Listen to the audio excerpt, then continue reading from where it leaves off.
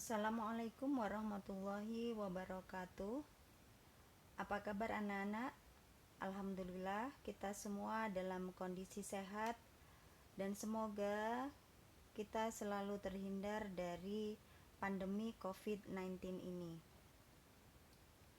Pada pertemuan sebelumnya kita sudah mempelajari tentang prinsip dan hakikat perakitan produk serta metode perakitan produk. Pada kesempatan kali ini kita akan belajar tentang sistem perakitan dan kesinambungan lintasan serta beberapa terminologi atau istilah dalam perakitan produk. Di dalam sistem perakitan dan keseimbangan lintasan ada beberapa hal penting yang perlu kita ketahui. Yang pertama adalah sistem perakitan. Ada beberapa macam jenis perakitan yang sering digunakan dalam industri, dan hal ini tergantung pada pekerjaan yang akan dilakukan. Ada perakitan manual dan ada pula perakitan otomatis. Di dalam perakitan manual, proses perakitan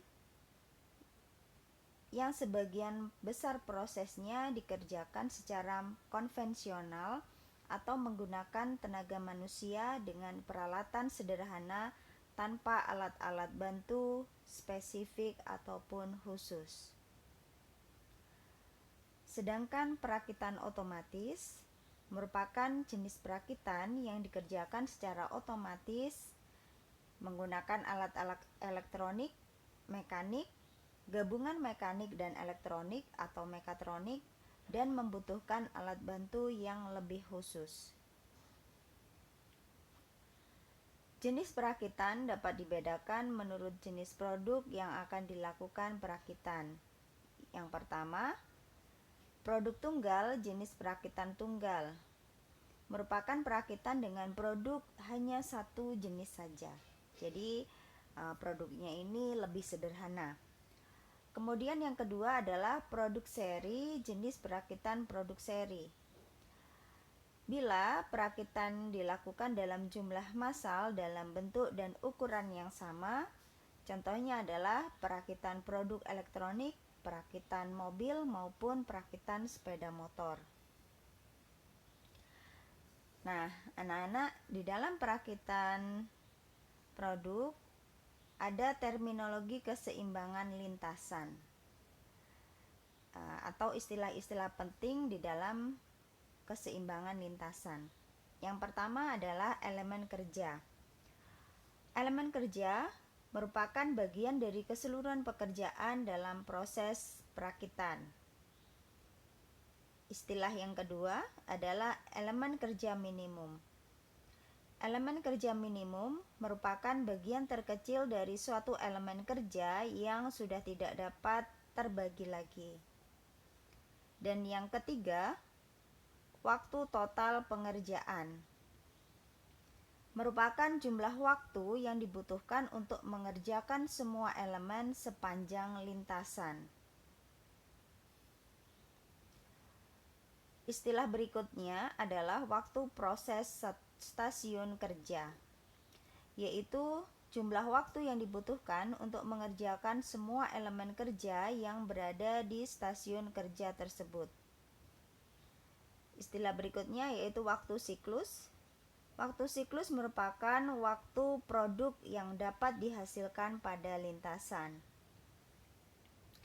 Diagram pendahuluan, yaitu suatu grafik yang menggambarkan urutan elemen kerja yang diberi simbol node dengan tanda panah sebagai penghubung antar node yang menunjukkan aliran tiap elemen. Metode keseimbangan lintasan. Terdapat beberapa metode keseimbangan lintasan. Yang pertama, metode bobot posisi.